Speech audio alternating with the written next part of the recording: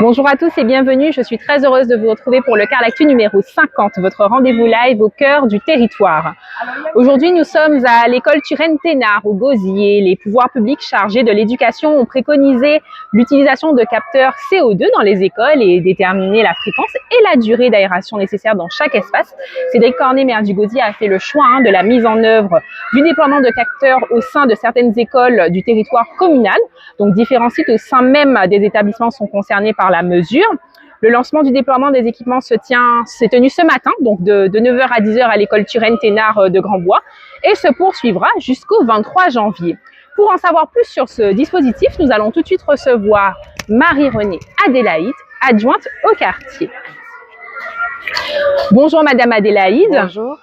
Alors, dans un premier temps, est-ce que vous pouvez nous parler du dispositif qui s'est tenu ce matin à l'école Turenne-Thénard de Grandbois? Eh bien, nous avons été visiter cette école pour commencer le déploiement des capteurs CO2 dans les classes. Très bien. Est-ce que vous pouvez nous dire, Madame Adélaïde, quels sont les partenaires de cette opération? Alors, cette opération est portée par la municipalité à travers la direction des affaires scolaires et elle a été menée en concertation avec les référents écoles et leurs suppléants, les concierges, l'équipe pédagogique de chaque établissement, les parents d'élèves et le rectorat, évidemment, de la Guadeloupe. D'accord. Combien d'écoles sont concernées par ce dispositif, Madame Adélaïde? Alors, 15 écoles du Gosier sont concernées au total.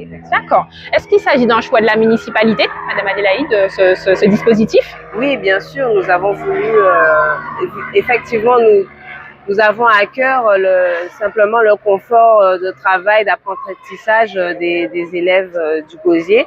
Et donc, effectivement, ça nous tenait à cœur de mener cette opération. On vous remercie, Madame Adélaïde, pour cette intervention. Merci beaucoup. Pour la deuxième partie des questions, nous allons tout de suite recevoir Madame Baïgia, directrice des affaires scolaires au département développement social et solidarité. Bonjour Madame Baïgia. Bonjour Madame Derby. Alors, est-ce que pour cette deuxième partie des questions, Madame Baïgia, vous pouvez nous dire à quoi ça sert un capteur CO2? Quelles sont les raisons qui motivent l'installation de ces capteurs? Eh bien, une des motivations premières, c'est simplement de mesurer la qualité de l'air au sein des écoles de la ville du Gosier. D'accord. Comment ils fonctionnent exactement, ces capteurs-là? Utilisation très simple. Eh bien, il suffit de le charger le petit boîtier, un seul petit boîtier, de le charger. Et puis, quand il est chargé, on le met dans les espaces concernés des écoles, les espaces qui sont fermés plus ou moins, les dortoirs, les BCD, et certaines salles de classe, de façon à renouveler la qualité de l'air. Et puis, voilà. D'accord. En local, justement, sur le terrain, qui seront les personnes chargées du fonctionnement de ces capteurs?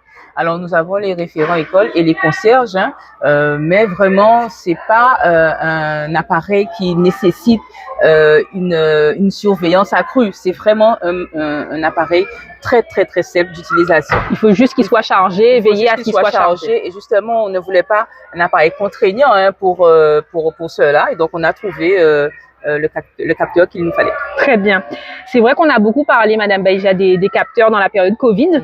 Mais dites-moi, est-ce que c'est toujours d'actualité à l'heure où on va dire le virus paraît, on va dire, moins présent? Alors, le virus semble moins présent. Alors, je dis bien semble, puisque voilà. Ouais, je ne vais pas développer. Quoi qu'il en soit, ce capteur aussi, il est vraiment là, j'insiste là-dessus, pour mesurer la qualité de l'air. Donc, on a aussi la brume de sable qui est présente sur notre département. Donc, on saura à un moment donné, à l'appui d'un voyant et d'une petite sonnerie agréable, ça ne gênera pas le cours, mais on saura à quel moment aérer la salle de classe pour renouveler l'air. Très bien. Merci pour ces réponses, Madame Baïgia, et puis on vous souhaite une belle journée. À bientôt. En ce qui concerne la une du jour, qui est une une un peu spéciale, nous souhaitons un très joyeux anniversaire à Cédric Cornet, maire du Gosier, président de la Carl et également président de Sinoval.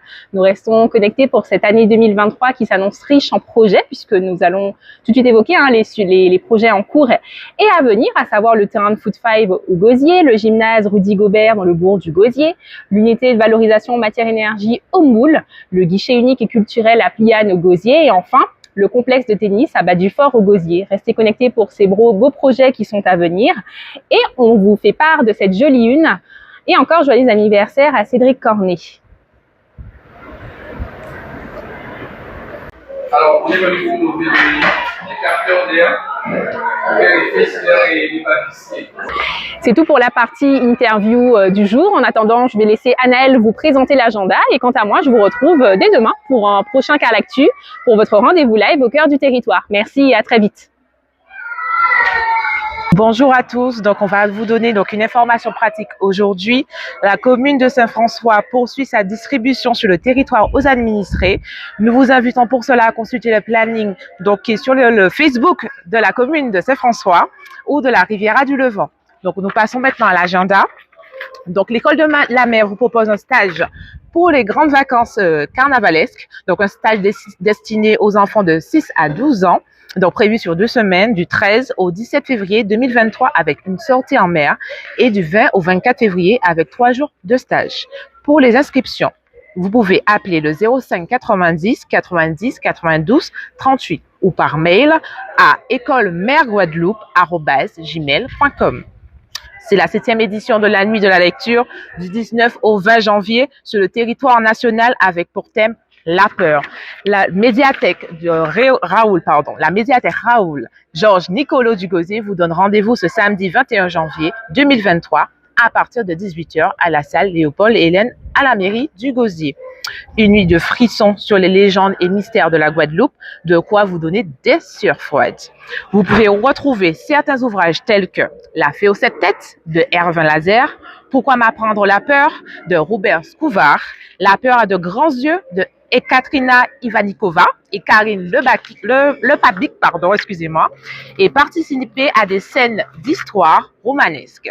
La diablesse et son enfant de Marie Ndiaye, Soukounian tiré du livre de contes Grand-père Chabri raconte de Sylviane Telchid. Un jeu questions-réponses sera proposé autour des contes traditionnels de la Guadeloupe pour gagner des chèques lire. Pour cela, il suffit de s'inscrire par mail à médiathèque@villedugosier.fr. Aujourd'hui, très bientôt, les festivités carnavalesques autour du Gosierval se tiendront du 1er au 4 février. Pour cela, on vous invite à rester connectés. C'est tout pour moi pour le Carlactu numéro 50. On se retrouve pour le Carlactu numéro 51 avec Naomi, bien sûr, votre rendez-vous live au cœur du territoire. À très bientôt.